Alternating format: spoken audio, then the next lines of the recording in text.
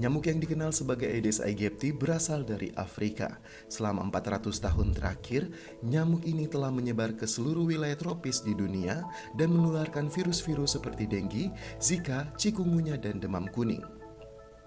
Saat ini, nyamuk Aedes aegypti memaparkan risiko dengue pada lebih dari separuh populasi dunia. Namun kami membuat terobosan yang mengubah segalanya. Kami menemukan cara mencegah Aedes aegypti menularkan dengue dan penyakit lain. Metode kami menggunakan bakteri yang aman dan alami bernama Wolbachia, yang hidup dalam sel-sel serangga dan ditularkan dari satu generasi ke generasi selanjutnya melalui telur serangga. Inilah cara kerjanya. Wolbachia ditemukan alami dalam sekitar 50% spesies serangga berbeda, termasuk lalat buah, ngengat, capung, dan kupu-kupu.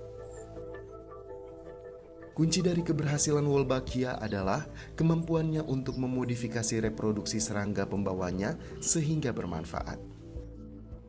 Inilah cara kerjanya. Jika serangga jantan yang memiliki Wolbachia kawin dengan serangga betina yang tidak memilikinya, telur-telurnya tidak akan menetas. Jika serangga betina memiliki Wolbachia sementara jantannya tidak, telur-telurnya akan normal.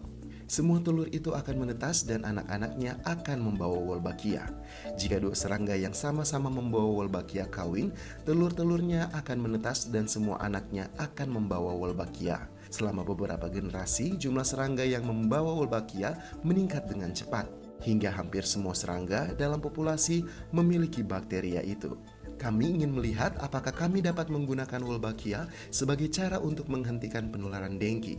Untuk melakukannya, kami harus memasukkan Wolbachia dahulu ke nyamuk, agar dapat berkembang dan diturunkan ke generasi selanjutnya.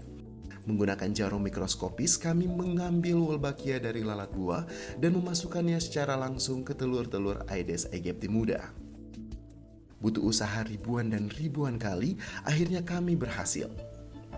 Setelah membawa Wolbachia, nyamuk menurunkan bakteri itu ke anak-anaknya tanpa harus memasukkan Wolbachia lagi.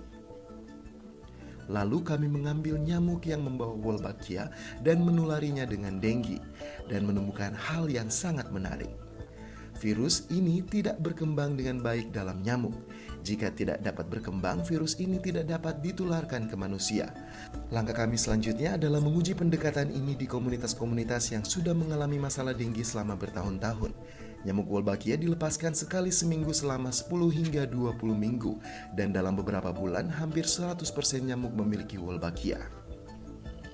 Bertahun-tahun kemudian nyamuk itu masih membawa Wolbachia. Hasilnya jelas, kasus dengue menurun secara drastis dalam komunitas-komunitas yang melepaskan nyamuk Wolbachia.